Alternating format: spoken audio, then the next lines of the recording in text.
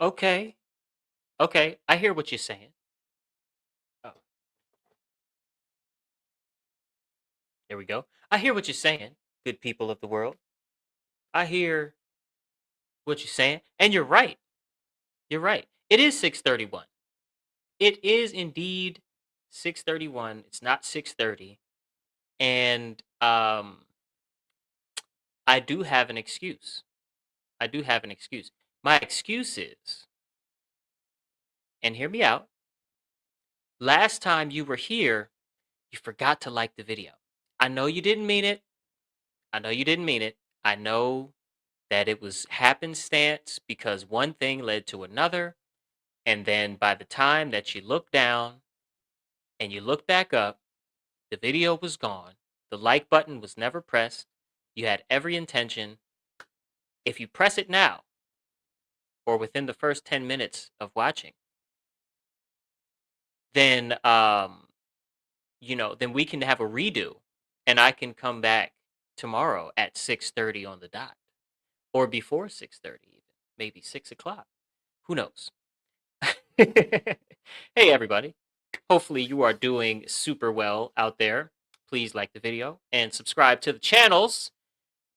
Welcome back to the Inner Storyteller. It is the humblest of hosts, Soul Expression, and we are starting a new mini series in the podcast today because I have more reflective information, knowledge, if you will, to share with you, thoughts, ideas, conclusions, absolutes. No, I'm kidding. But today we're going into manufactured mentality. And the root of all manufactured mentality is solipsism. Okay, manufactured thought has a root, and it's called solipsism. Now, solipsism, by way of the inner storyteller, is how I look at it. Okay, it's always the stories that we're telling ourselves, the stories that we've bought and believe are true, that shape who we become. And, through stories told in a certain way, believed in a certain way, there happens to be this common thread that we're going to talk about today that shows up in both the order follower and order giver class and is just not the best thing. It's not the best thing ever. So please, give it up for our manufactured mentality series. Now, what do I mean by the phrase? A conditioned mind is a natural outcome of being a programmable being in an environment, right? We've talked about this on this channel. Every human being arrives to the world. Uh, the world is already in motion. Patterns are already established. Patterns of behavior, patterns of social cues, patterns of speech, obviously, patterns of non-verbal communication. Um, the world is already in motion, and the new human beings, babies, receive stories about this place from both their environment and the people around them, most likely parents for most people. And they receive the stories before they can evaluate them, before they have any experience to evaluate the stories. And they form core beliefs based on the stories that are given to them by both, again, both the environment and the people around them. This is, the adults and the other children around them. That's conditioning. Conditioning is universal. There's nothing, let me, hold on, let me fix this right quick. There's nothing about conditioning that makes somebody weak or anything like that, right? Conditioning is universal. A manufactured mentality is a little more specific. It's what you get when the conditioning is deliberate and a means to an end. When the stories being installed in the mind of the population are being chosen and distributed by people, forces, if you will, who understand exactly what those stories will produce and how to benefit from the production. That's not a natural outcome of being a programmable being in nature, right? That's a designed outcome, a powerful designed outcome of being in an environment that was engineered by social engineers, by ancient orders of psychologists that have held the true facts about psychology behind closed doors. And the difference matters, right? Because it changes the diagnosis and it changes what the solution looks like. You don't treat a manufactured mentality the same way that you treat ordinary conditioning. You have to identify the factory. You have to identify the lab that concocted the stories with a manufactured mentality, right? And the factory in this case is aiming for one foundational idea, one philosophical position, one worldview that once installed in the mind, once the inner storyteller writes that into reality for that person, so to speak, it makes every other corruption of thinking available with justification.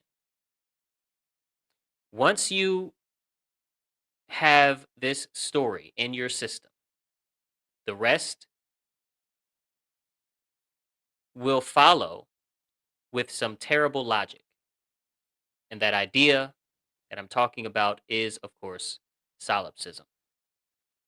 Okay? The root of all manufactured thought.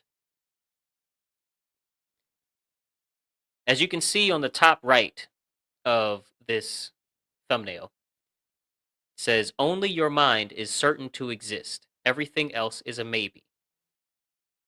When all frameworks are constructed, the only honest thing left is what you feel.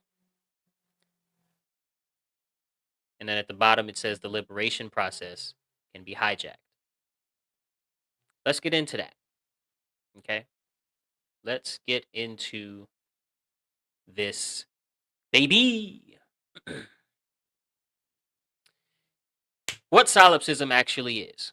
Solipsism is the philosophical position that only your mind is certain to exist, and that because the entire world, as you experience it, is mediated through your consciousness, which is somewhat true, you cannot actually verify that anything outside of your personal consciousness is real in any way.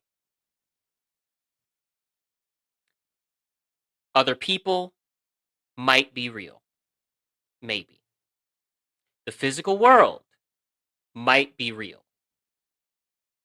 But you can't know. You can't know anything except for I am. That's all you can truly be certain of, that you are. You can't really be certain of what you are in solipsis, in this mindset. You can't really be certain of who you are or whose you are in this mindset. All you can be certain of is that you are. And anything that that suggests is speculative at best, subjective, right? That's the mindset, okay? Because only your mind is certain to exist, you can know nothing else besides your mind exists. And on the surface, that almost sounds like a sophisticated, right, epistemological observation of nature. And in a narrow academic sense, parts of it are hinting at something true. You cannot get a good lie without a little truth. You can't, right? A good lie is going to feature true things. In fact, some of the best lies that may be, a bit complicated feature a lot of truth. And there's like one tweak somewhere that creates the lie out of it and creates the danger in adopting said story as truth and like living by it. Regardless, in a very narrow sense, some of the things that were just explained as the solipsistic mindset have truth in them. You can find versions of some of these concepts in serious philosophers' work across history, right? Descartes, Berkeley, certain strains of Eastern non-dualism, um, Advaita, right? Which may get mistranslated into Western individualist contexts sometimes. But regardless, here is what solipsism becomes when it leaves the philosophy seminar and enters the actual operating system of the human being living a real life with real people around him or her. Okay? It becomes the conclusion that because only your mind is sure to exist, nothing outside of your experience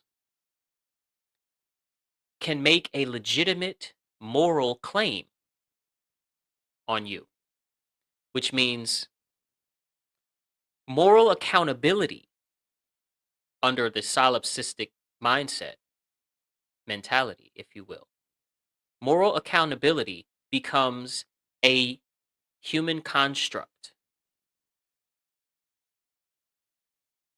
Right and wrong becomes preference only, right? You hear atheists arguing this all the time. Right and wrong becomes preference only rather than natural law. And since no framework, you know, is binding by nature, since every moral system is just a story someone told, right? And you don't have to accept the story, right? You have freedom of choice as a human being. The only honest position left is to follow what gives you pleasure and avoid what causes you pain, right? It's a dangerous worldview, but that's the solipsistic.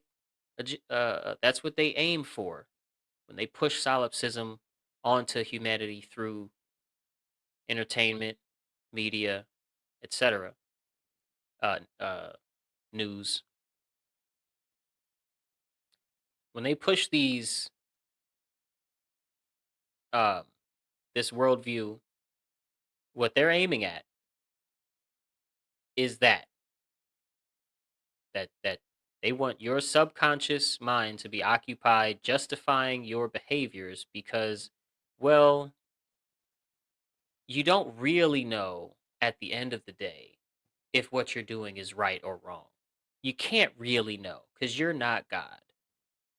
All you know is you exist and you have these pains and pleasures, and you'd rather the pleasures. That's all you know. Right? It's a cop out. It's a cop out.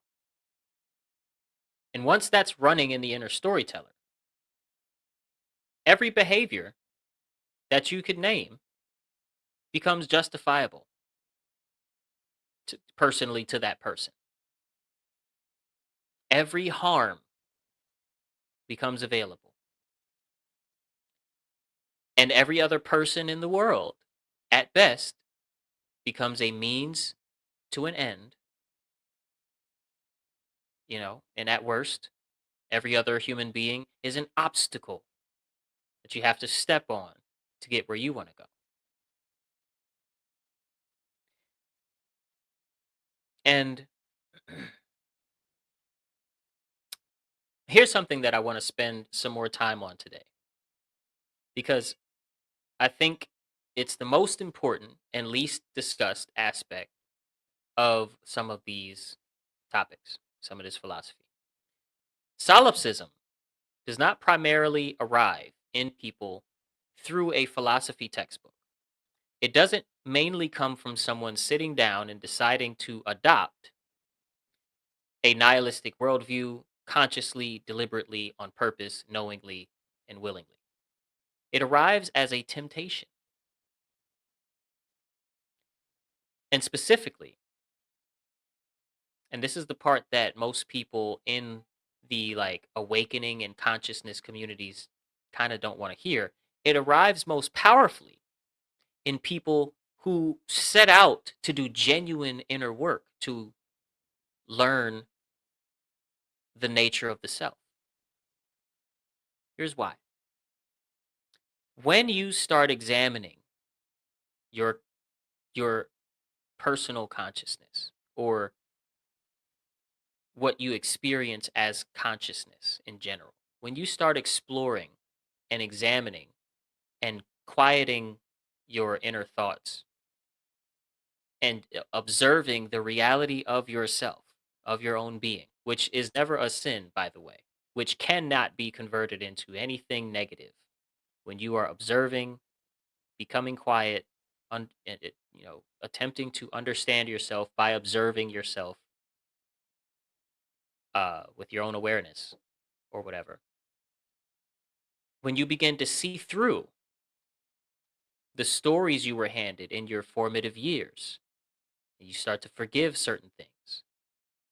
When you recognize that the moral framework that you were given were installed before you could cognize a choice, right? But they were not chosen, right? They were programmed into you. When you start to realize these things, which again, there's nothing wrong with it, especially if they programmed good morals into you.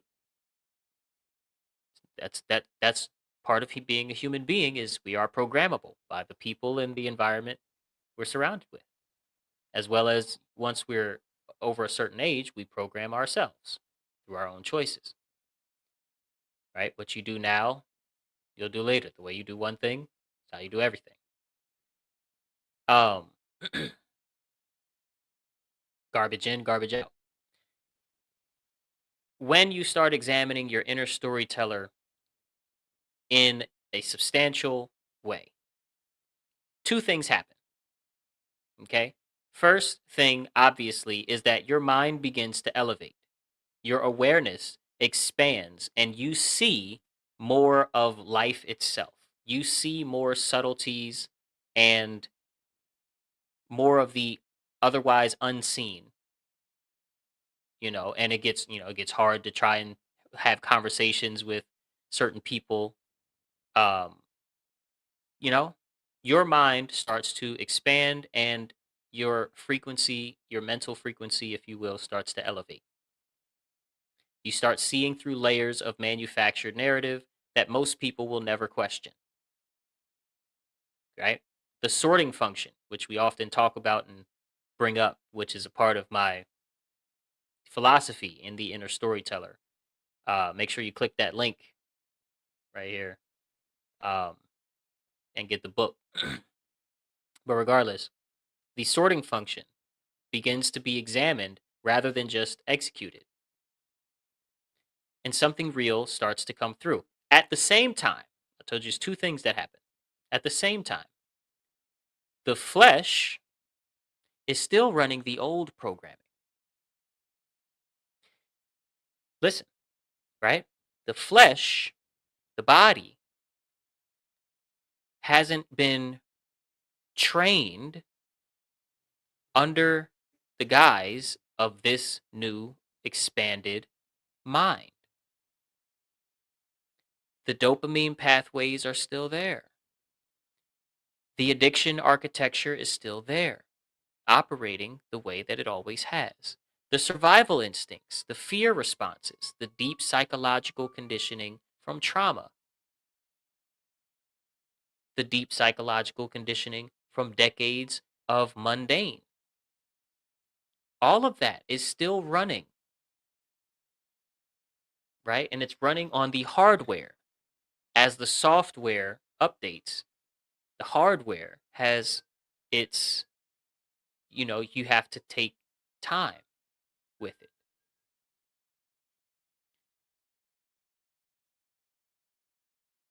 And in that gap between the elevated mind and the still conditioned flesh, solipsism arrives from within as a very seductive resolution. Because what it offers, it says, you now know that all of the moral teachings, all of the frameworks, all of the, all of the moral rules that you were given were installed by people and not chosen by yourself, right? People with interests in your compliance with this moral code that they gave you. You now know that the conventional story about right and wrong was handed to you before you could choose it. So, who's to say that that's actually true? Who's to say that there even is such a thing as right or wrong?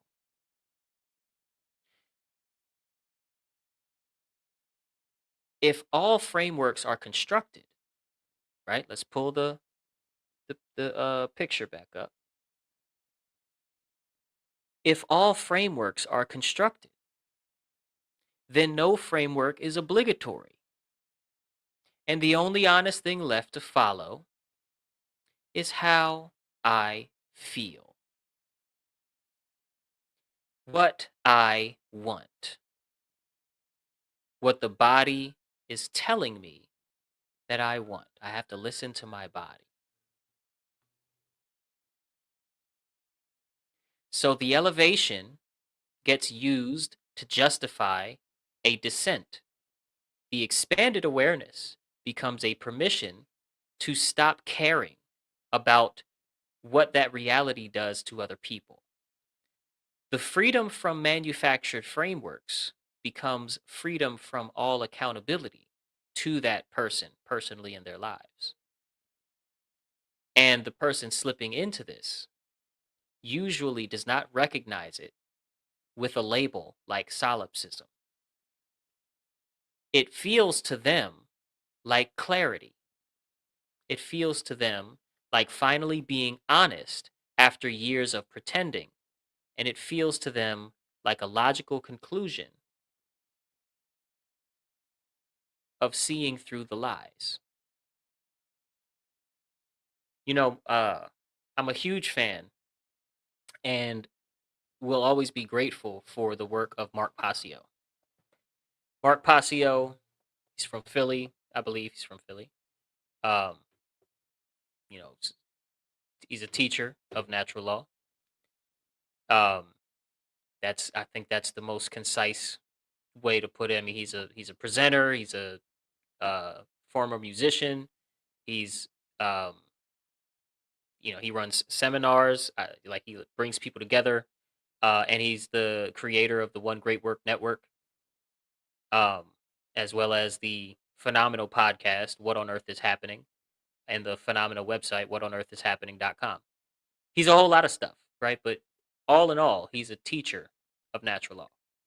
And Mark Passio's work on this, on solipsism, is definitely worth naming directly because he identified something very precise that most critics of this philosophy miss.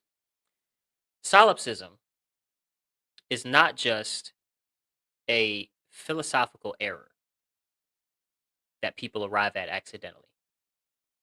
Right? Solipsism and mentalities that can be kind of boxed in and named like that in general, but definitely solipsism is a tool.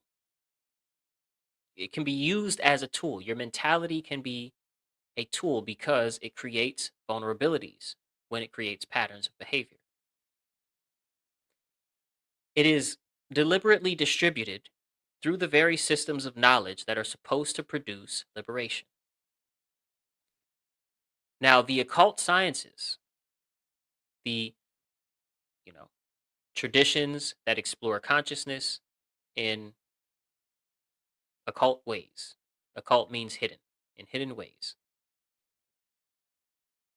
as well as the awakening philosophies that are and have always been public.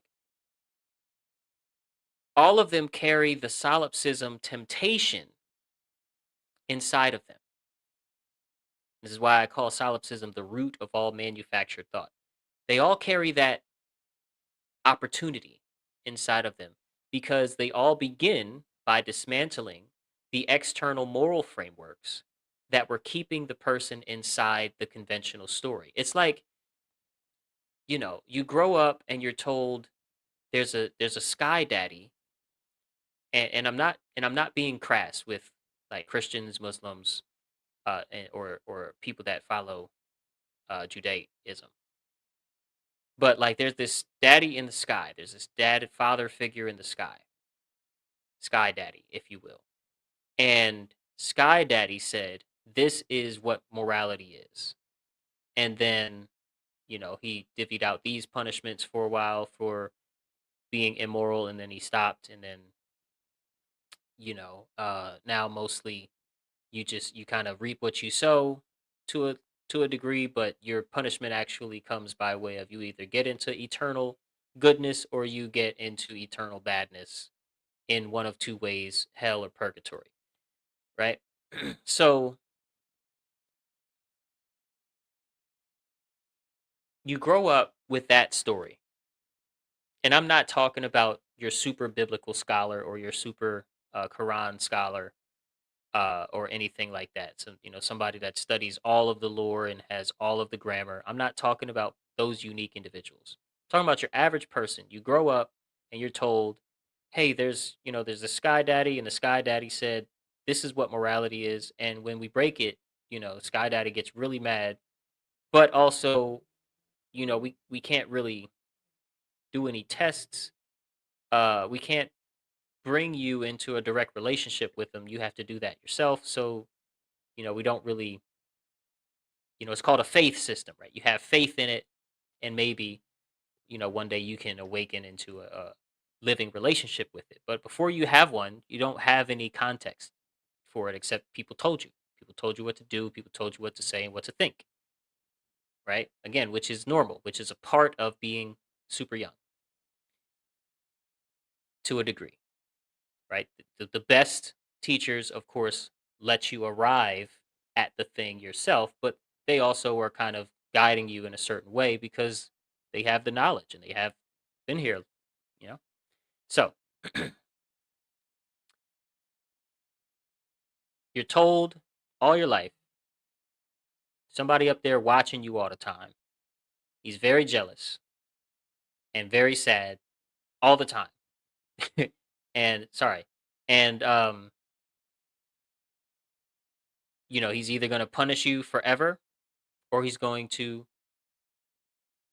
give you the forever goodness. And other than that, Like what you do on Earth, you kind of just, you figure it out. Some people are blessed individually, most people are not, right? With like big things, right? And you kind of decide one day, yeah, I've had enough of that story. That story's not for me anymore. I'm going to do search, try to find, try to discover, try to awaken to a different story, to a story that more so aligns with maybe their lived experience or something, you know? Or maybe they're just being rebellious and they're like, I'm deciding to explore other things and I want to see what's out there. And they stumble across some sort of body of work that may or may not be called, a part of what we call the occult, because there are so many bodies of work out there that are not the big three traditions, um, that are not hidden, right? They're not occult traditions. And then there's a lot of occult traditions, and there's a lot of denominations of the big three. But regardless, you switch out of the Sky Daddy story and you get into something more so aligned with nature, more so aligned with things that you can test and you can explore and get results and learn something, right? Observe, um, and you start moving from faith system to something more so like a knowledge system, or you aim for knowing, and somewhere between gaining real spiritual knowledge and leaving religion, there's this limbo where you haven't learned enough to say that you got it, and you're learning so much that you're like a completely different person in some ways. And in that limbo, it is very tempting to feel like it's taking too long to get to spiritual awakening. And so, what happens with a lot of people is they try and bypass taking the time to train their body to be as aligned with awakening as their mind is becoming, and dismiss morality altogether, because they sort of had it with being lied to and not being able to test, and people are super annoyed when they come with real questions regarding what they're told and they don't have the answers, and they don't like the chat gpt prepared answers that come from people that just love to collect talking points. They want to talk with somebody that actually can understand where they're coming from and get real answers from them, and there's nobody around necessarily for a lot of people. And then they get into the occult, or they get into just natural law, or they get into a different tradition, that's just, let's just say, like a Eastern tradition, something less Sky Daddy, right? Is the comparison that I'm using here. And there's this moment, there's just this, and it's not just one day. There's like a long moment where you still not there yet, and you've been wanting to speed this process up and just reach awakening, and so there's something that becomes tempting about throwing away morality, because when you throw away morality, you have arrived at awakening. It's just not real, but you can delude yourself into thinking, I figured it out. Nothing is wrong, because nothing is right, because we don't know anything for real. It's all an illusion. I've made it. Now I made it, right? But your body is still running on the old addiction based programming, fight, flight, freeze programming. And and yet you do have more of a grasp of how certain things do work, how certain things are, you know, like constructed in the universe. It's a very, very sloppy word, but I couldn't think of a better one. So The dismantling of the old stories is, of course, necessary and legitimate.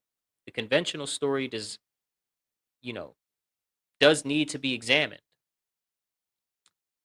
And the moral frameworks that were installed rather than chosen do need to be at least questioned if you're going to evolve, right? That part of the work is fine and it's real and it produces good results. But dismantling your belief system creates a window. You have to be very careful around that window. A moment of genuine openness where the old framework is being removed and the new foundation has not really been established yet because you just don't know enough yet. You haven't spent enough time in the seat.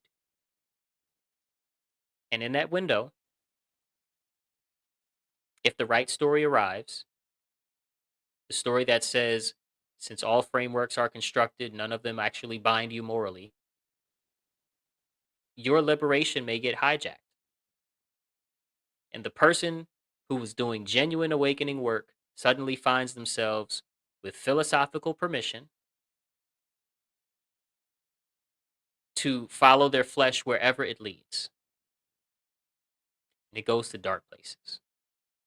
You cannot follow the flesh. You suddenly have permission to get a little more real about it, to treat other people's experiences as less real than yours, as less of a percentage of reality than yours. You have permission suddenly to conclude that since morality is a construct by people, hedonism is a legitimate behavioral guide. And of course, the dark occult order giver class that has been constructing, concocting, and distributing these philosophies and the symbols that are produced in these philosophies throughout our entertainment and literature and movies, all of these things. The dark occult understand this mechanism of the mind because they are a bunch of psychologists, right? They understand that the most effective way to neutralize a genuinely awakened population is not to prevent the awakening necessarily, but to redirect where it's headed from the middle of it, right? To get you at the right time and make you go the wrong way. To get you at the right time to make you go the wrong way.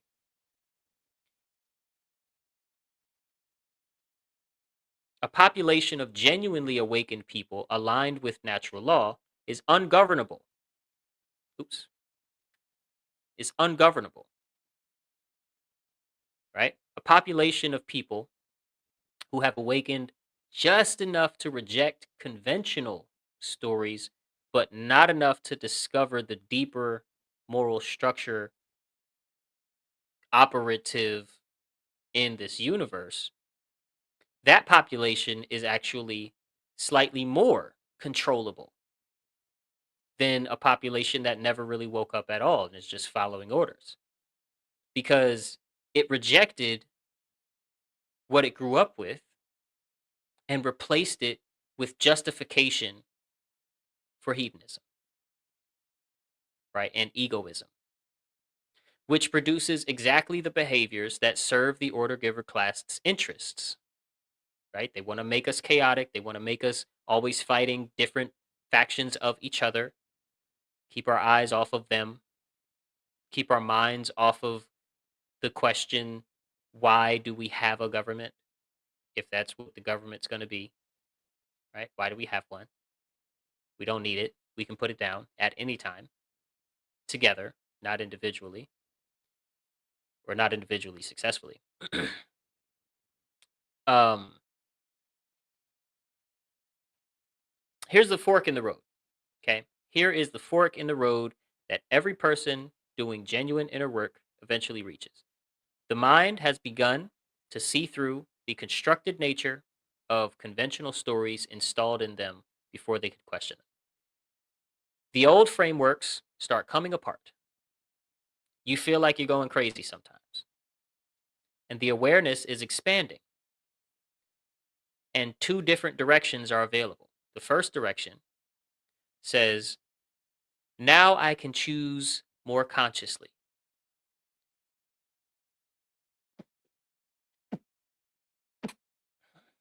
Pardon me. Now I can align with what is actually true rather than what was just installed by other people. The fact that the conventional moral framework that I'm used to was constructed does not mean that morality itself is a construct. It means that I was given a map drawn by people with interests in where I ended up. And now I can look at the territory directly, which does include morality.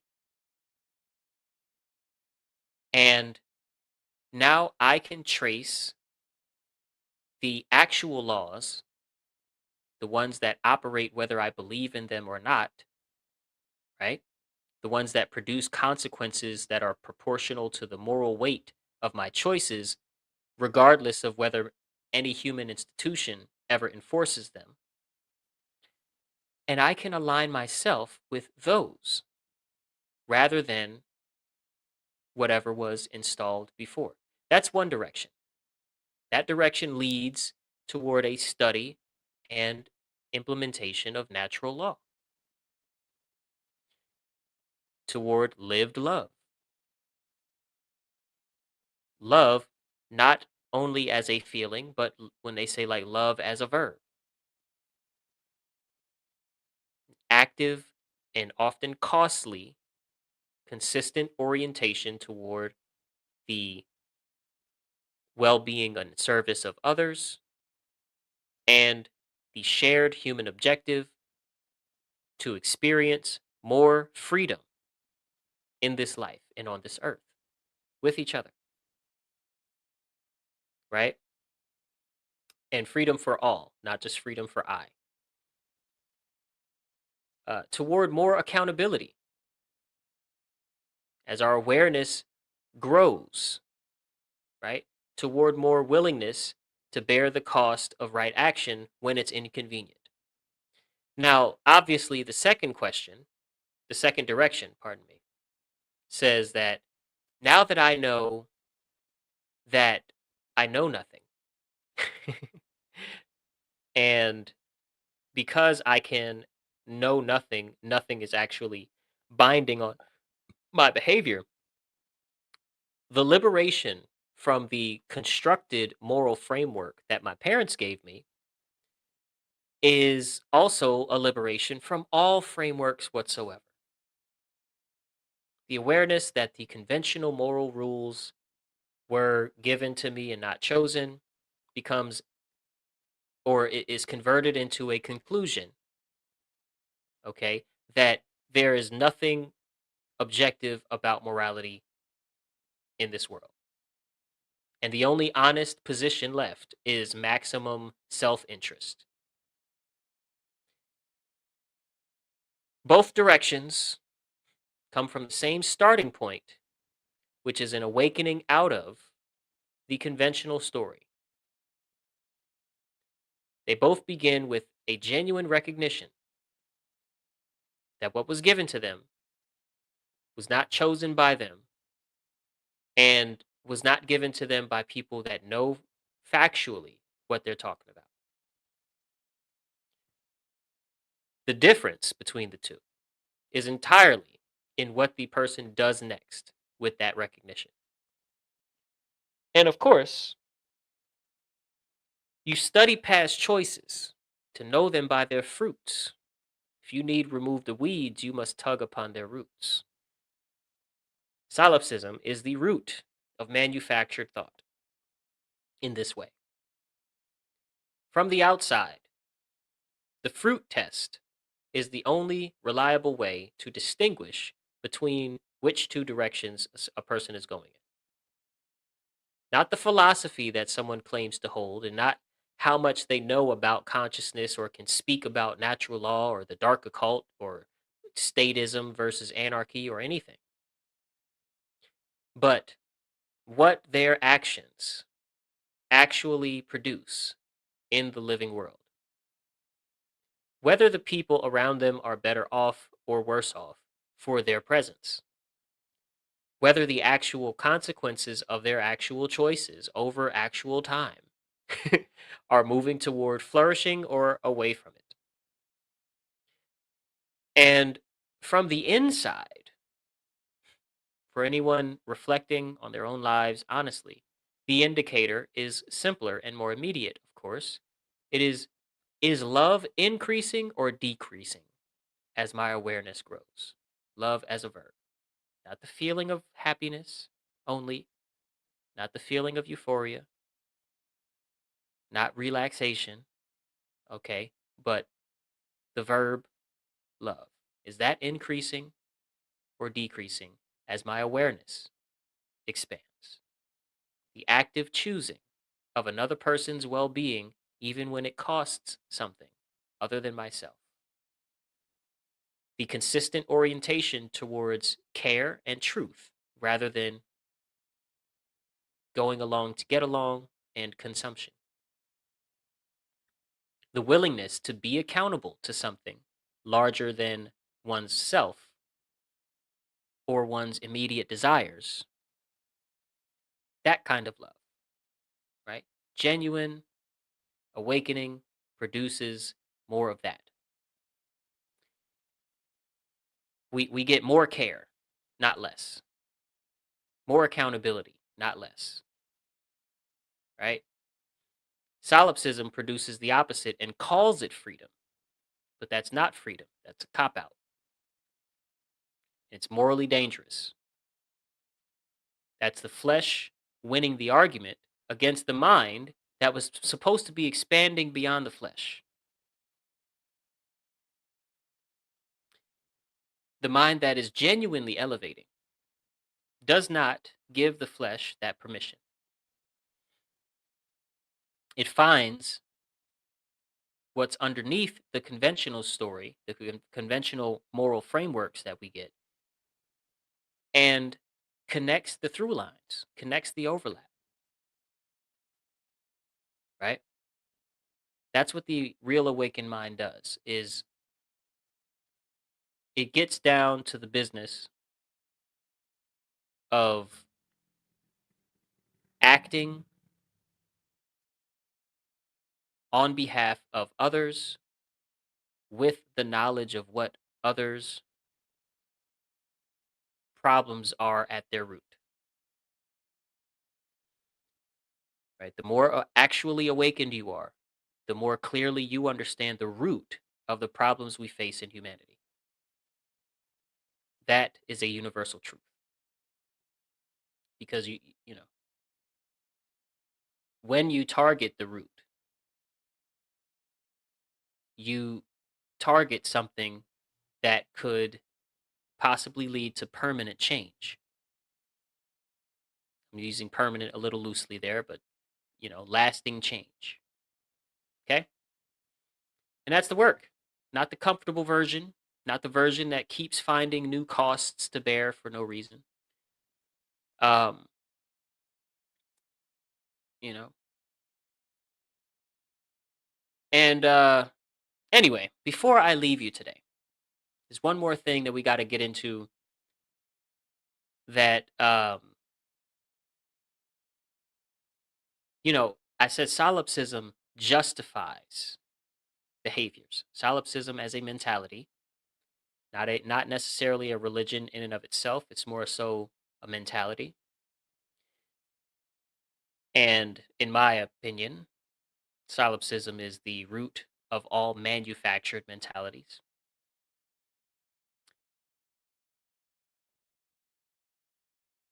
What are we collectively justifying every day, no matter how bad it gets?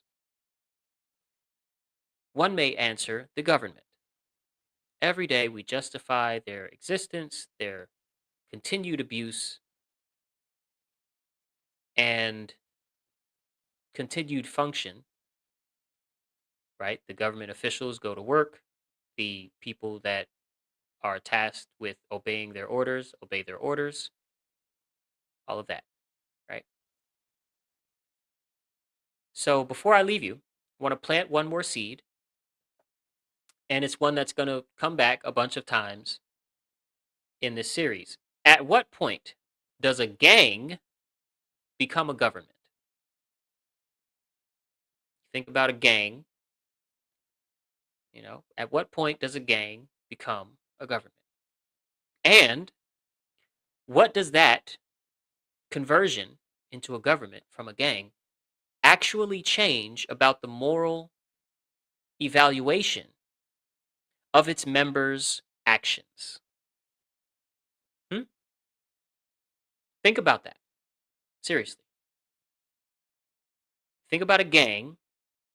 A gang is a group of individuals who decided collectively that their desire for resources, territory, and power justifies the use of force they're willing to employ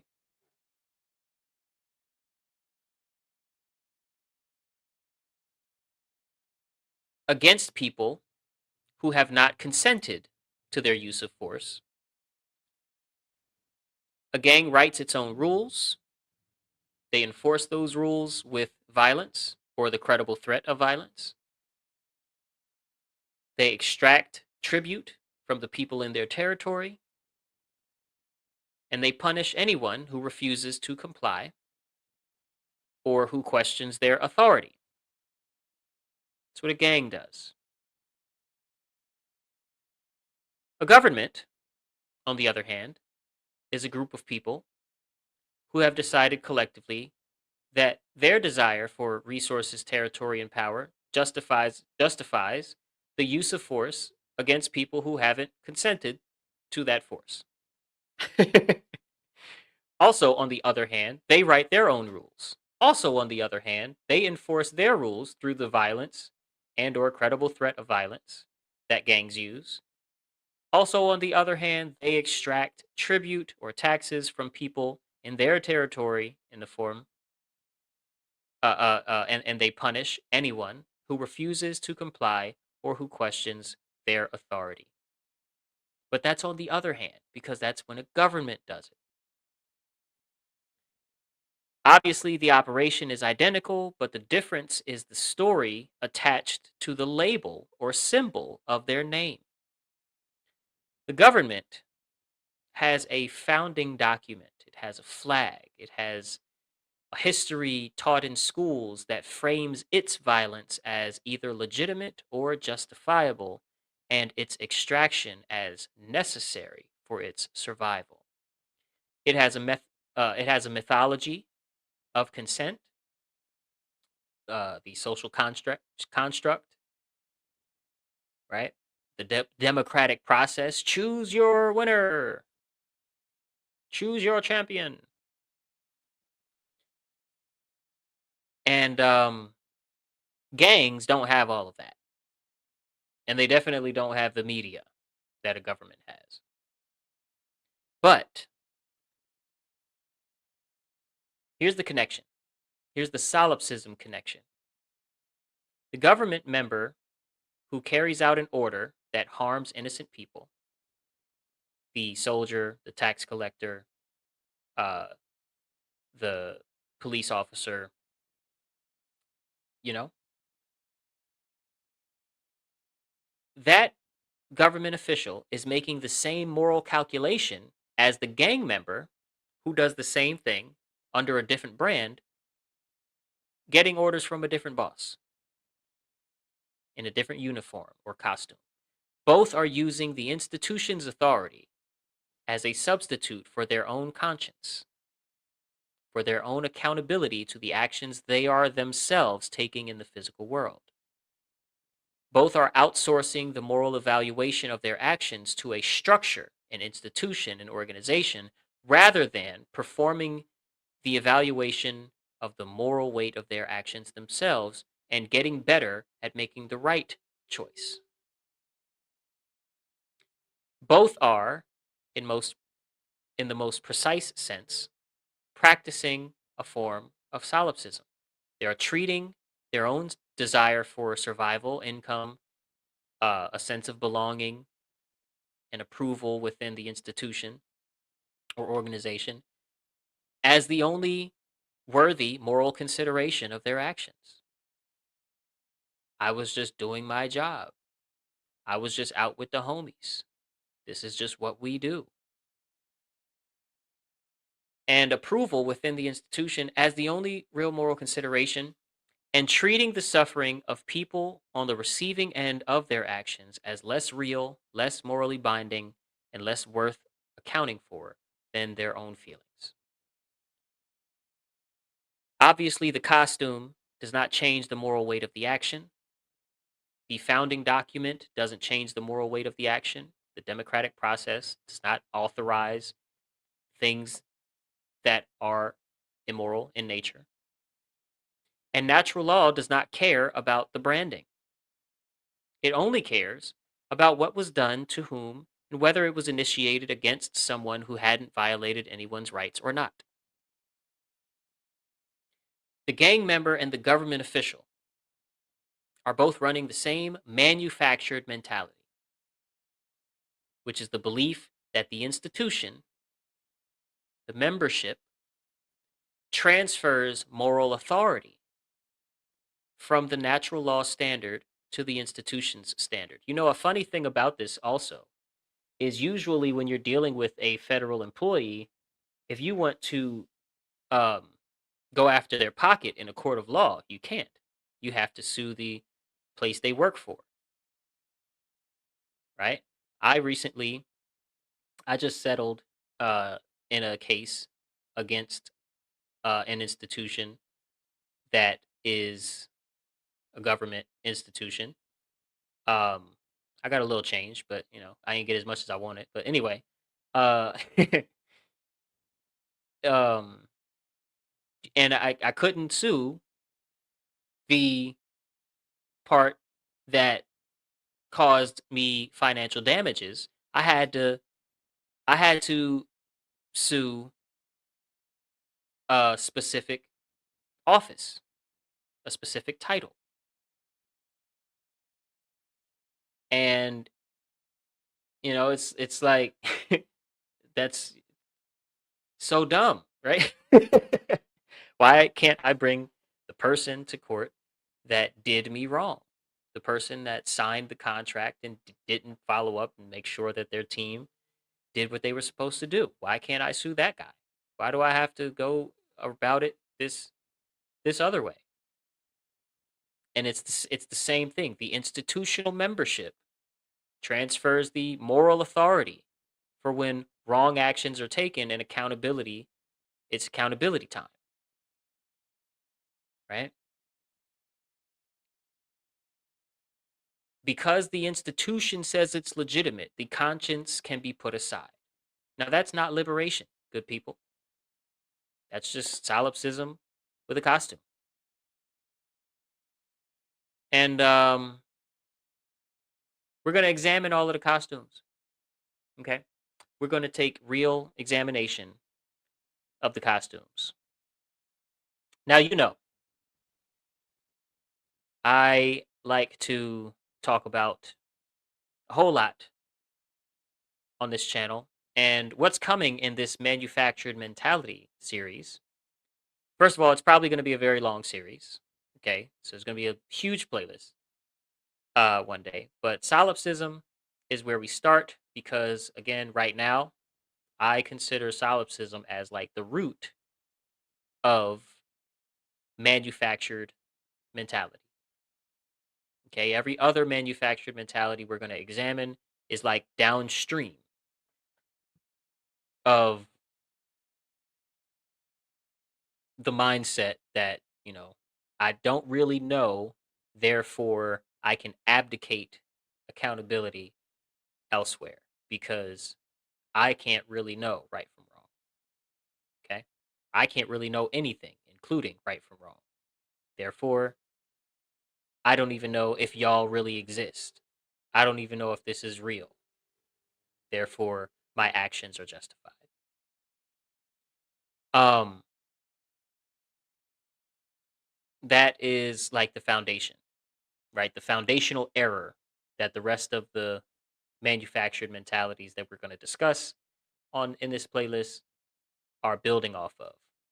And the gang and the government question that we just planted is also going to grow into its own sort of dedicated treatment. We're going to talk about moral relativism. We're going to talk about scientism, okay, which is not science. Okay, scientism is like rigid skepticism. It keeps you from exploring and letting the truth lead the way, just like any other religion does. The inversion of natural law. We're going to study that. We're going to look into that. The specific ways that manufactured mentalities express themselves in culture, institutions, individual lives. But we have to start here because, again, you study past choices, you shall know them by their fruits. If you need remove the weeds, you must tug upon their roots. If you don't know, if you're not a gardener, when you're dealing with getting weeds out of your garden, if you just pop the heads off or you just, pull at the stem and, kind of kill them by taking a lot up and you just leave the bottom there and you think the bottom is just going to die, it's going to grow right back. Right? When you really want to remove the weeds, you have to get all the way down and remove them by tugging at their roots. You have to get the roots out of the ground. So we start here because you can't uproot what you haven't identified as root. And you can't identify it accurately till you understand where it comes from. Not from outside through a book or a teacher, but from inside in the gap between a mind that is starting to see and a flesh that has not finished being retrained, so to speak. And I mean by yourself. And that gap is real.